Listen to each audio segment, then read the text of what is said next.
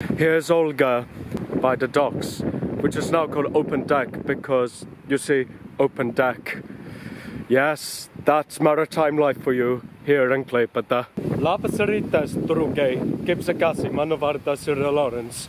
Well, today we're doing something completely different. Well, I might be going to Smiltyne, but this time I'll be heading north, just 1.3 kilometer walk up north to the maritime place, somewhere which is all to do with the sea.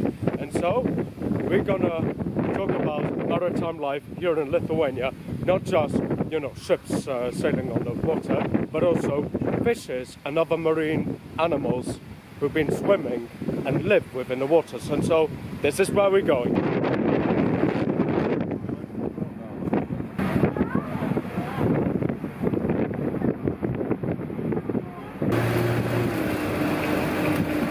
Well, here I am. I just had a ride in one of those motor tricycle taxi, which is pretty quick.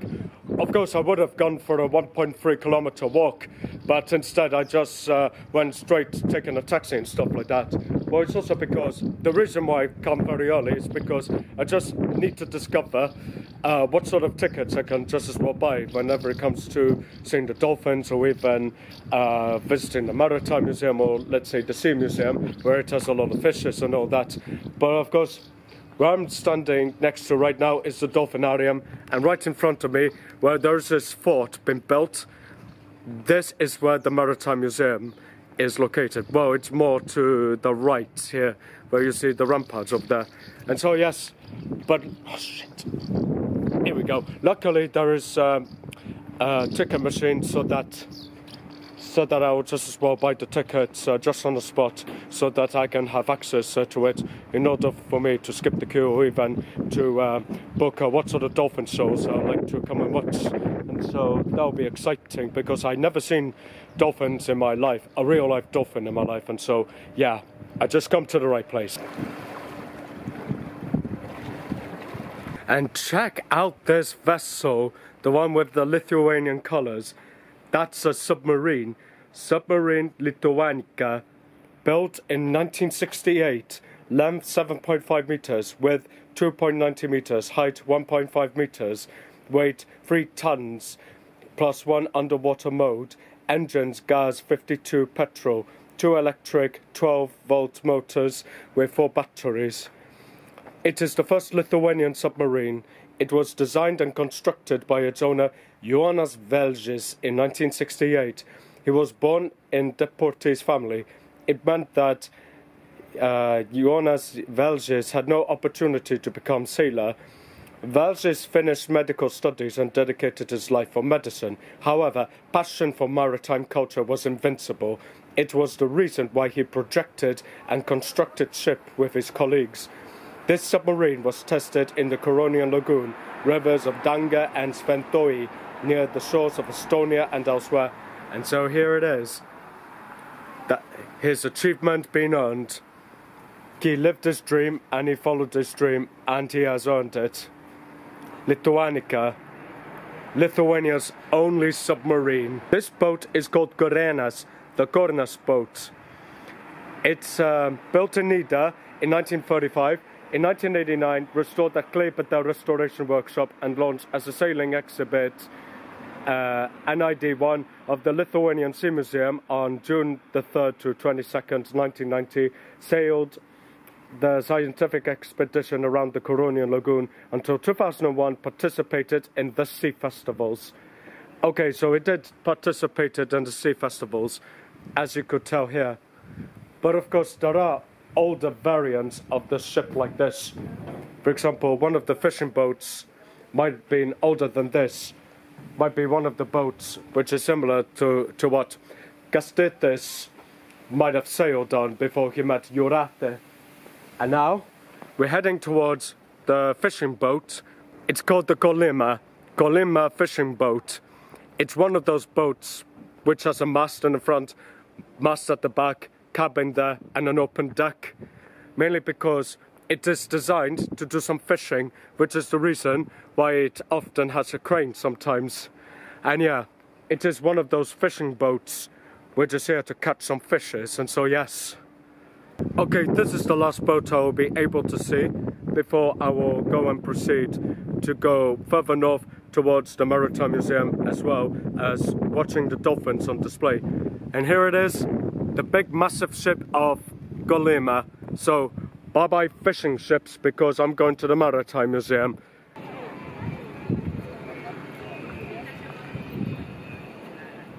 This is the old fort, where there's a moat over there, but it has been transformed into a maritime museum together with the fishes. So I'll be entering here as for 10:30, and then later I'll go right ahead towards the dolphinarium, because I will go and watch the dolphins around 2:30 in the afternoon.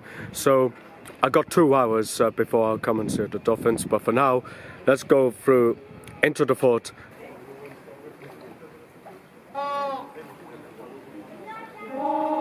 Well, here we go. Here's the aquarium. Here it is. Right. I'm just going to see what's there. Oh. Are there sturgeons? I think they are. They might be sturgeons. Oh. They're massive. And look. Here there are some fishes, very long. I can't remember what they're called. They're certainly not barracudas. But we will find out soonish, by the time we go inside. Oh, here it is, the beluga sturgeon.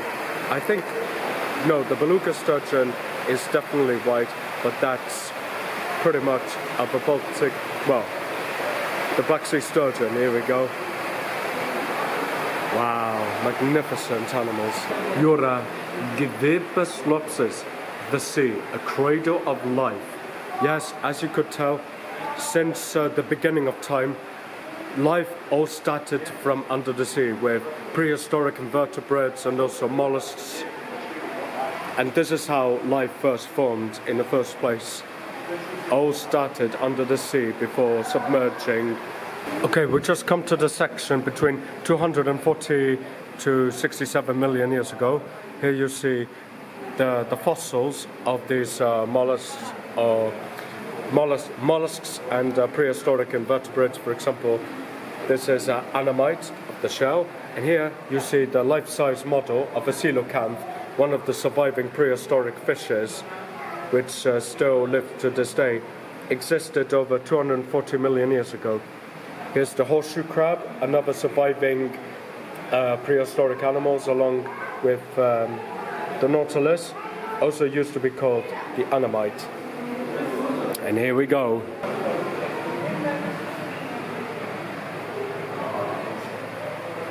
This is a horseshoe crab, and here are the different variants of crabs, both small and large crabs. Yep, you see crabs in different sizes, but you can also see that there is also the lobsters. That's a lobster, huge, massive size.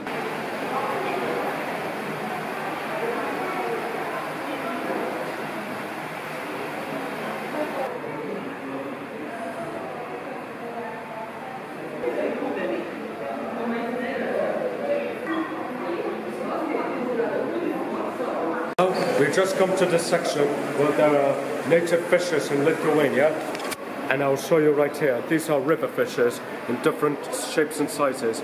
Here we got the very tiny ones and medium-sized ones, whereas on the other side we have the very big ones, the river fishes. Oh, this one has some sort of whiskers on it.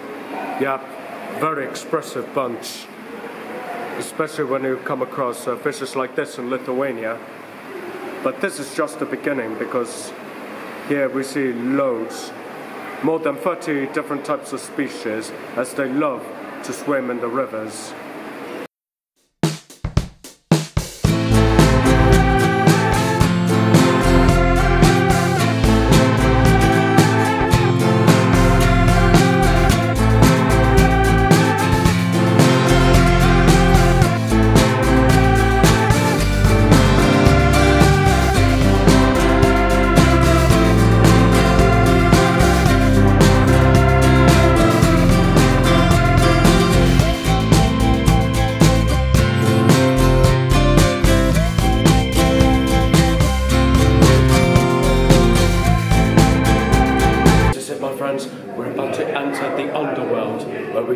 see the beluga sturgeons, different species of sturgeon as well as other fishes. And so here we go. Look at that.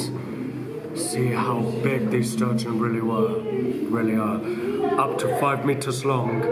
The last surviving prehistoric fishes since 240 million years ago, back to the Devonian era.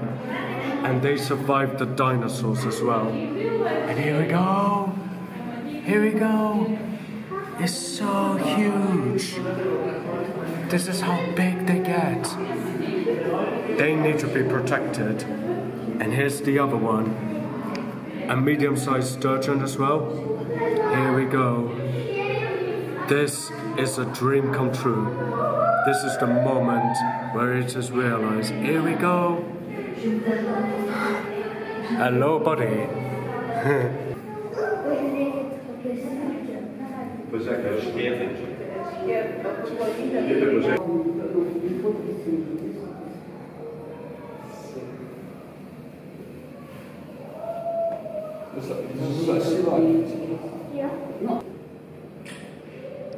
Sea life go.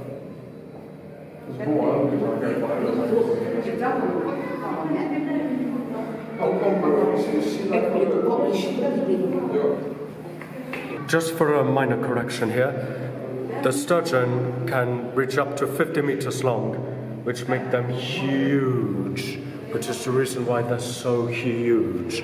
Like this one over there and the others. Coexisted with other fishes, and now here we go.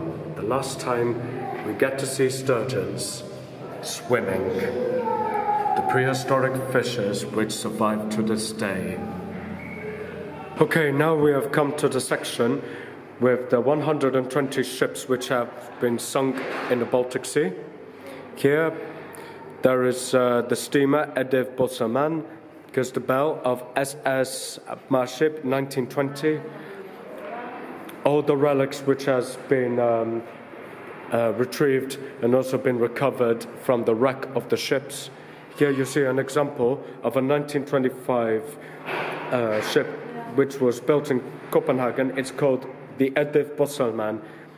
It has been a shipwreck, and then a team of scuba divers has been retrieving all the objects and also other sort of belongings which have been lost and then found from the ship and then, been brought on to display. And here we see the example.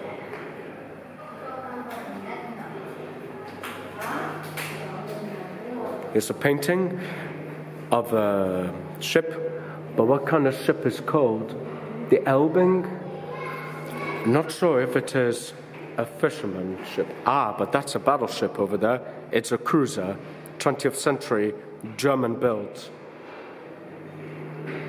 This is the Elbing, the wreckage of the Elbing. And here you see the bell of a 1913 Elbing ship. This is a Jūratė motor ship owned by a Lithuanian steamboat company from 1921 to 1926. Flew the Lithuanian flag model maker Bobedinskas 2011.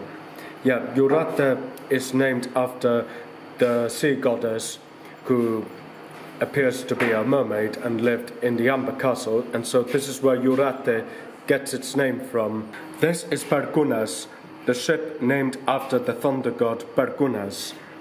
As you could see here, the Klaipeda port icebreaker tug Pergunas, 1931 to 39, flew the Lithuanian flag. And it's meant to be the icebreaker, which is the reason why it's called Pergunas, in reference to Pergunas, the thunder god. This one is a Lithuanian Coast Guard boat from 1927 to 1930, and Lithuanian Navy training ship 1933 to 1940, Prezidenta Smiltyne model maker, and number 2 is a Lithuanian border patrol motorboat, Partizanas 1932-1940, and so here we go.